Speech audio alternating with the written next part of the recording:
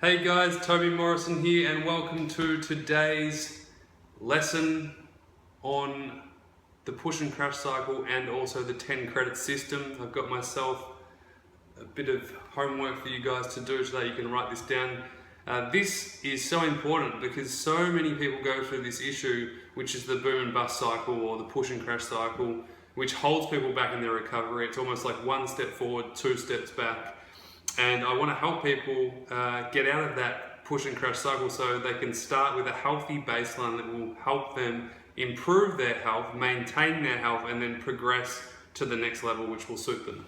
So you'll see here, I've done this little diagram here, and this is the baseline. So everyone has a baseline. Everyone's baseline is different, by the way, because it's everyone's health is different and functionality is different. So everyone has a baseline and it's independent of each individual. What happens when we go outside our baseline initially is if we go way beyond our baseline, we get into this state of overload.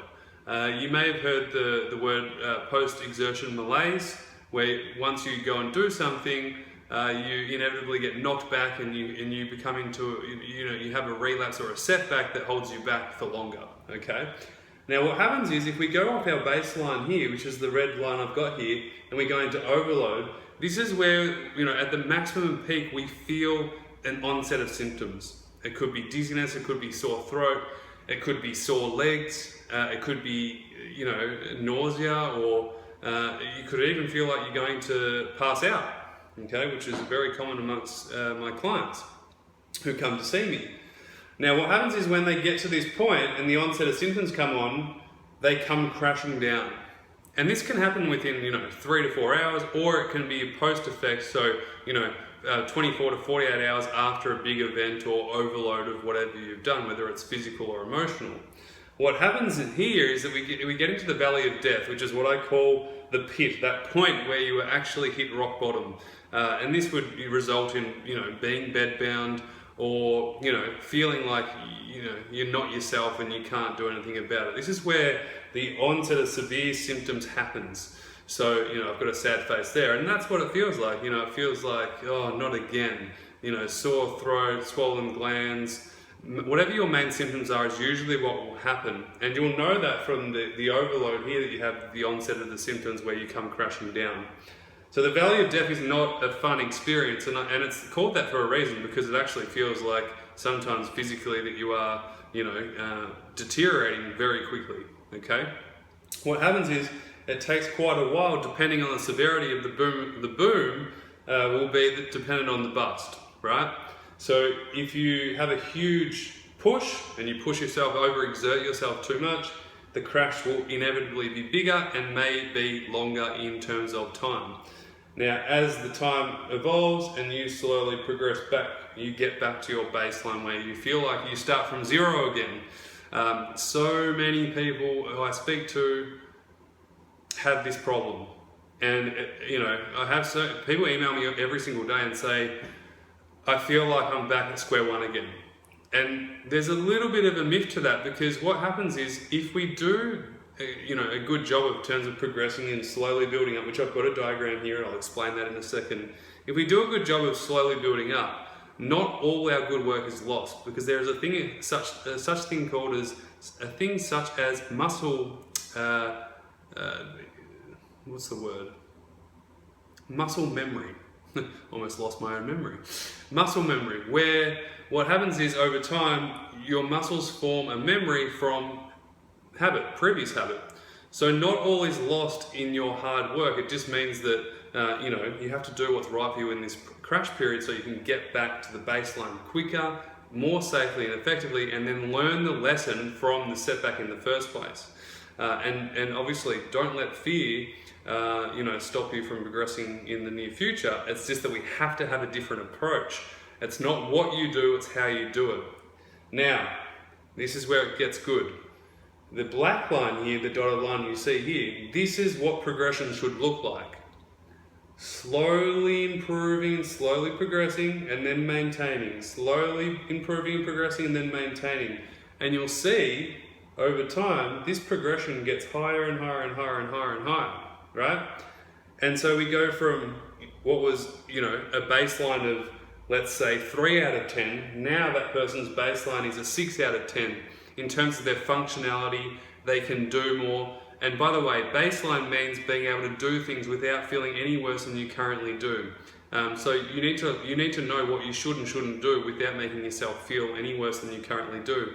As long as your health permits and your health maintains, that is when you can progress to the next level, usually in a 2 to 3 week bracket, depending on where you're at with your functionality. But as you can see, this is what creates long-term success, right? And I put a happy face there because people, we all like to feel in control. And I think when we're in this boom and bust cycle, which feels like we're constantly in chaos, it's addictive. It can become addictive because when we feel good, then we push ourselves and then we, get worse, right? So, if I can get that off, you'll see here, oops, 1 second.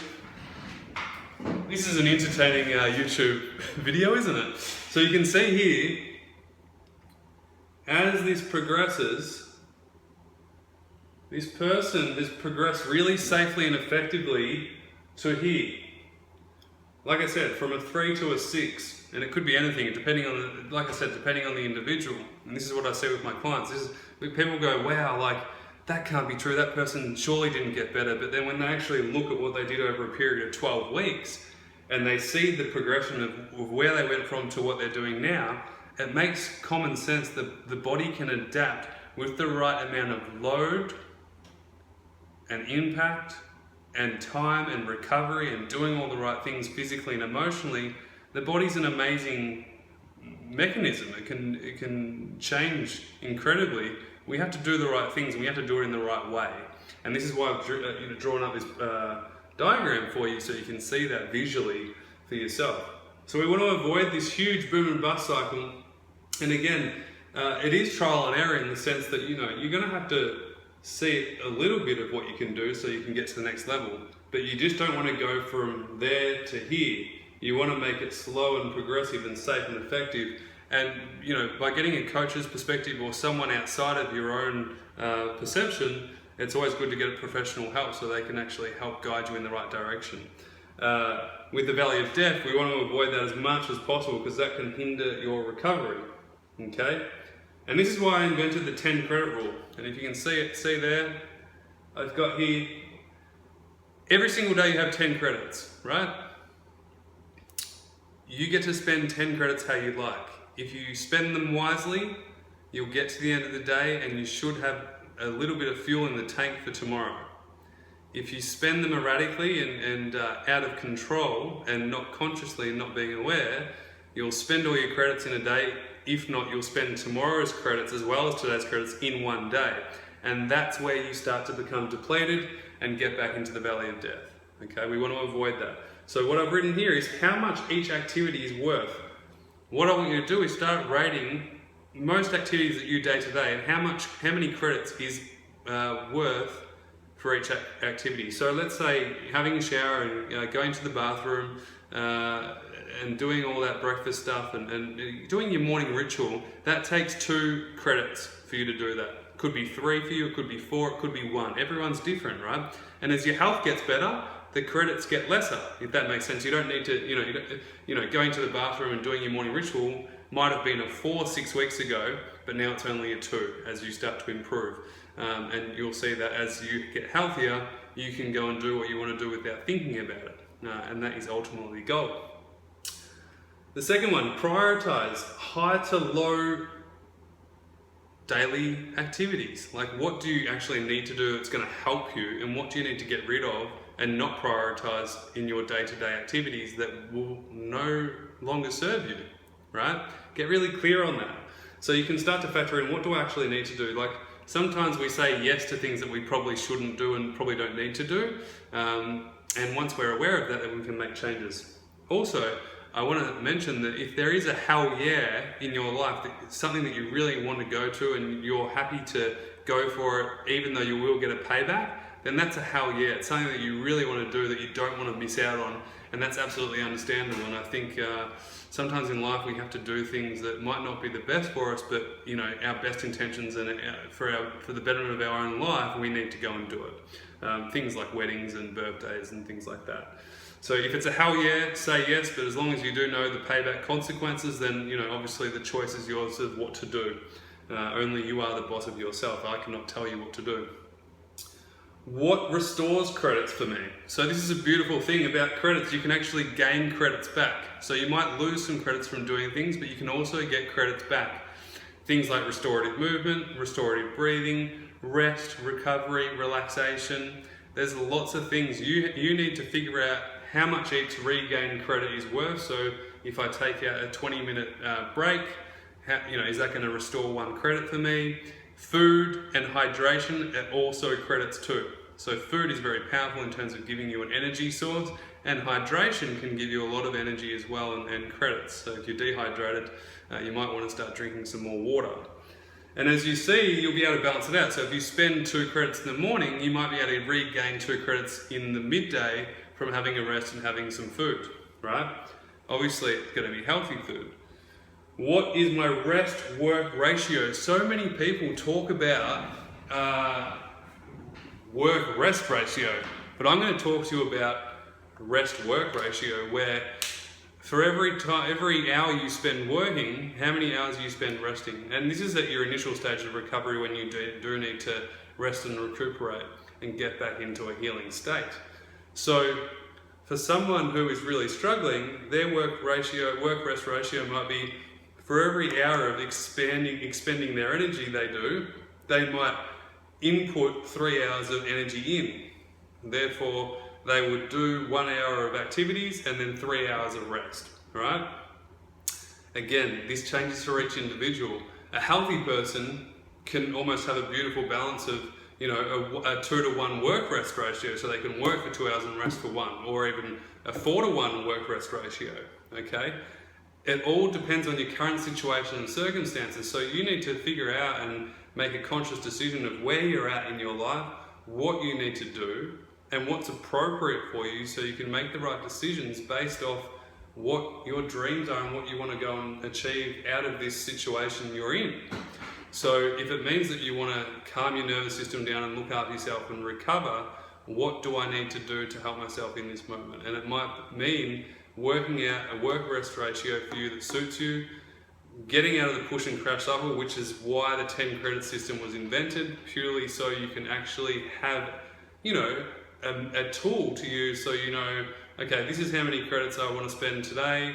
I want to make sure that I've got credits left in the tank for tomorrow, and this is what I'm going to do about it. So again, I'll just show you one last time. This is your baseline. You want to make sure that you're slowly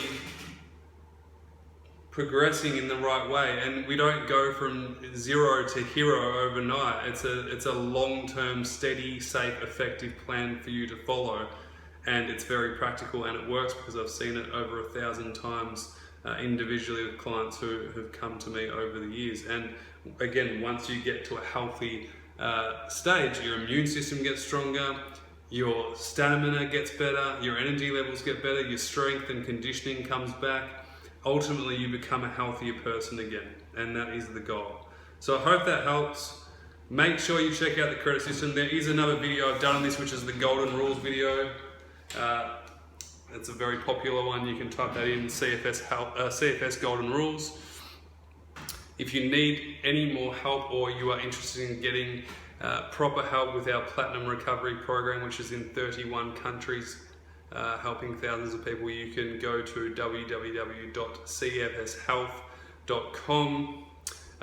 It's for people who need, you know, pretty much a pathway and really the know-how and the strategies to help you get out of what you're in on a holistic level, looking at everything from sleep, nutrition, restorative movement, progressive exercise, mindset, stress and anxiety management, personal development, and also lifestyle progression. So I hope that helps. All the best for now.